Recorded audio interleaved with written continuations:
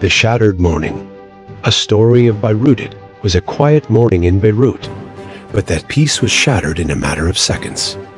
A blast tore through the city, sending first responders racing through the wreckage, searching for survivors. The target of the attack? Ibrahim Akil, a Hezbollah commander wanted by the U.S. for his role in two devastating bombings back in 1983.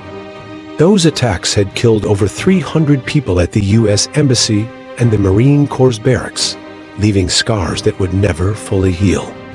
As the smoke cleared, the world learned that more than a dozen other militants had been killed in the explosion. Hezbollah announced their deaths with somber resolve, but the conflict between Israel and Hezbollah was far from over. This was just another chapter in their long and bloody history. In an exclusive report, Noble Black News brought to light the depth of the escalating regional conflict. In the northern village of Margaliad, just a few hundred yards from Hezbollah territory, life had come to a standstill. Jan Yob and his family were among the few remaining residents in a town that now looked like a ghost town. Nearly 70,000 Israelis had already fled the northern border, forced to leave behind their homes, unsure if they would ever return. From the border, the roar of rockets filled the sky. Israel's Iron Dome system intercepted the incoming projectiles launched from Hezbollah forces in Lebanon, trying to shield the country from further destruction. But the conflict raged on. Israeli airstrikes pounded southern Lebanon in retaliation, with artillery shells lighting up the night sky. Meanwhile, Noble Black News reported on another tragedy unfolding in Gaza. A school filled with children and families had become the target of an airstrike. The Hamas-run health ministry confirmed that 22 people had died, half of them children. Among the dead was a pregnant woman, her life cut short by the relentless violence. Israel claimed the school had been used as a Hamas command center, turning the place of learning into yet another battleground. With every passing day, the region remained locked in a brutal cycle of attack and retaliation, with no end in sight. As the world watched through Noble Black News and other outlets, families on both sides of the border braced for what would come next, hoping for peace but preparing for more chaos. The early morning sun had just begun to cast its golden light over the narrow streets of Beirut, where life bustled with the daily routines of street vendors, shopkeepers, and families. Yet beneath the ordinary hum of the city, a shadow of unrest loomed, one that had never truly disappeared since the bitter conflict had taken its first victims decades ago. As the city awakened, none could have foreseen the devastation that was about to unfold. Samia had always known Beirut as a place of dualities, the city that raised her equal parts beauty and danger. As she prepared breakfast for her two young children, she caught glimpses of the day's news on the small, battered TV in their kitchen. Reports of increased tensions between Hezbollah and Israeli forces had made it clear that the fragile peace in their region was unraveling. Yet, life had to go on. People like Samia had grown accustomed to living under the shadow of war, but this morning would change everything. At 7:45 a.m., a sudden, deafening explosion ripped through the streets. Samia's apartment shook violently, her small kitchen table tipping over as her children screamed in fear. The windows shattered, sending glass flying across the room. Samia dropped to the floor, shielding her children with her body, as the sound of collapsing buildings filled the air. Sirens followed immediately, their shrill wails cutting through the smoke and confusion that enveloped the city. Unbeknownst to Samia, the target of the attack had been a notorious Hezbollah commander, Ibrahim Akil, wanted by the United States for orchestrating two bombings in 1983 that claimed over 300 lives at the U.S. Embassy and Marine Corps barracks in Beirut. The attack that morning was a direct attempt to eliminate him, but the damage extended far beyond the targeted strike. In the aftermath of the explosion, First responders rushed into the streets, scrambling over the debris to find survivors.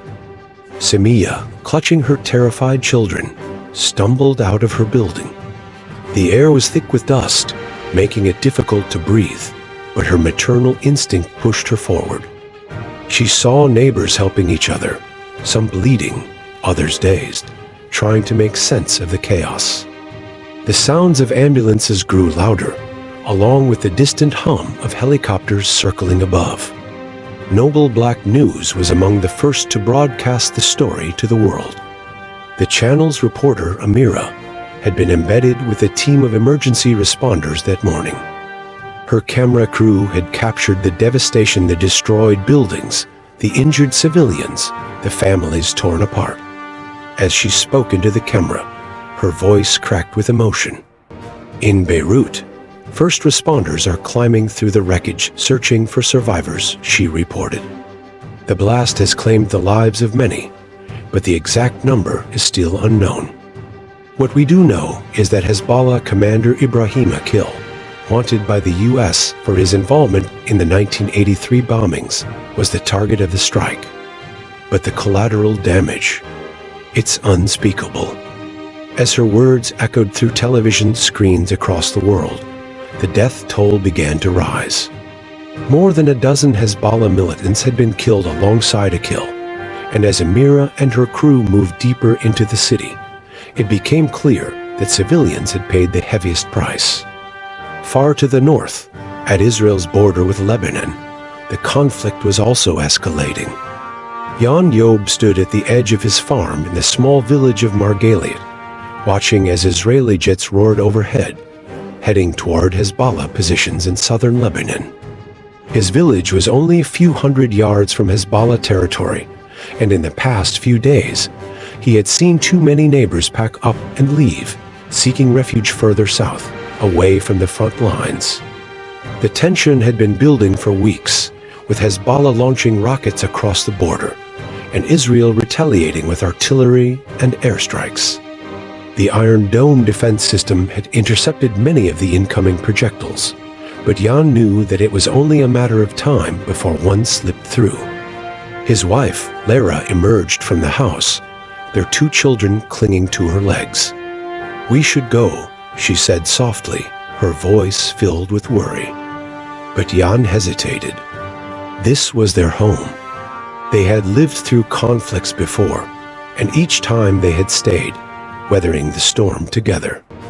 Could they really leave everything behind now? "We'll be safe," Jan tried to reassure her, though he wasn't sure if he believed it himself. The news from the north was grim. Almost 70,000 Israelis had already fled the northern border, and Margaliat was beginning to resemble a ghost town. Those who remained were preparing for the worst, stocking up on supplies and reinforcing their homes.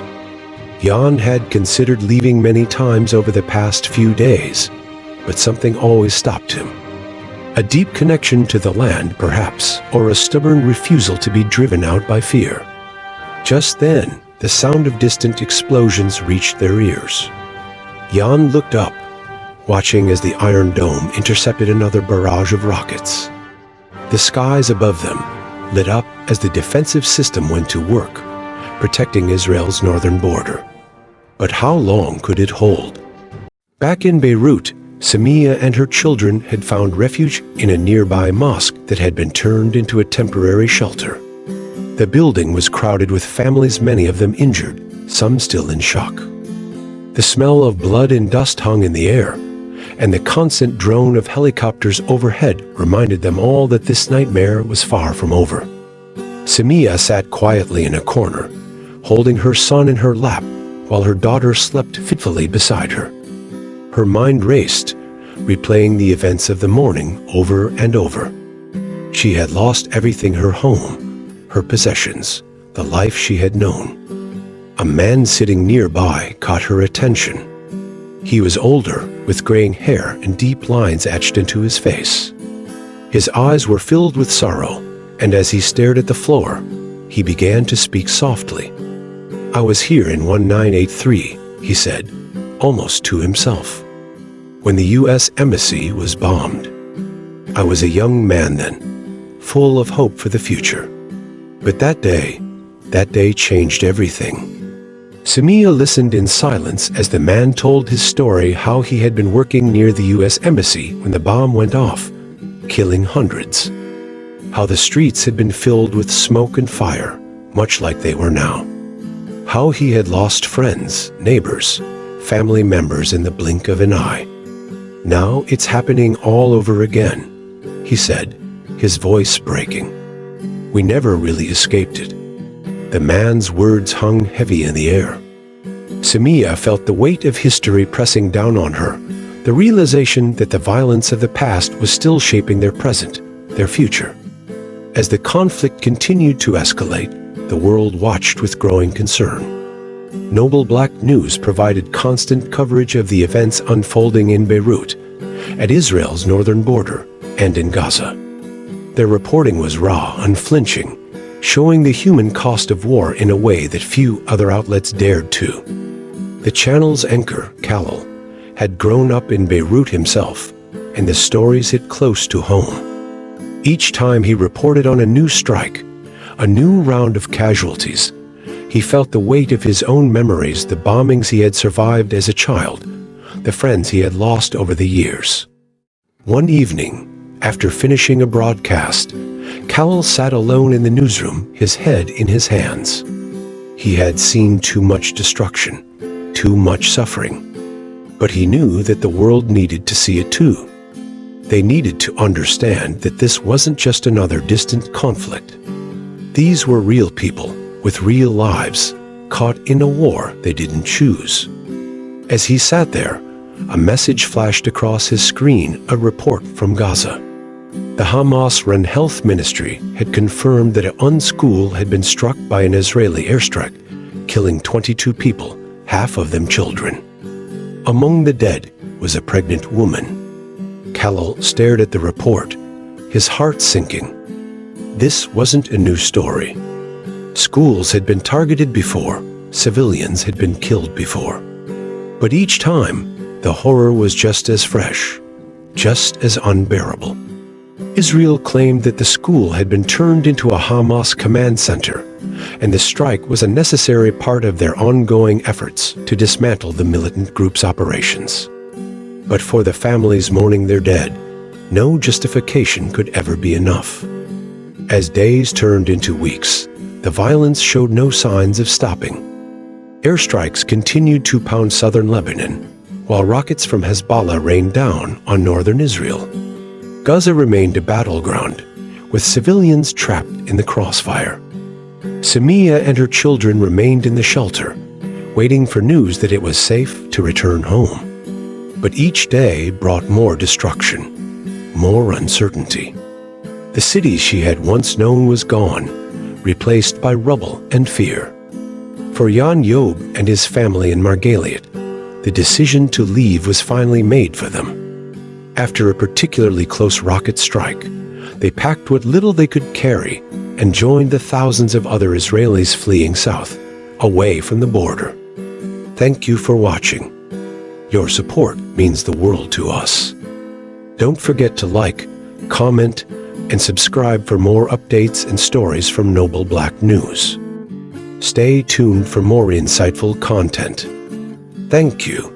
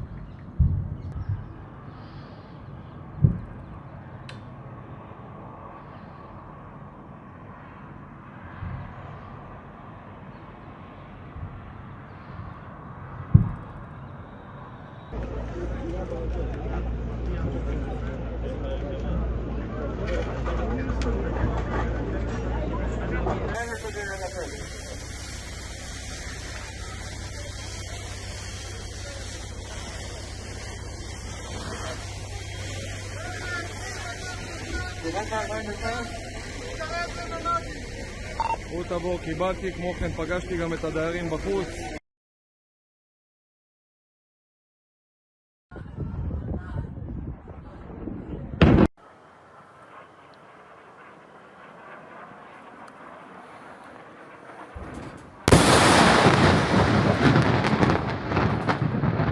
المهية لايف.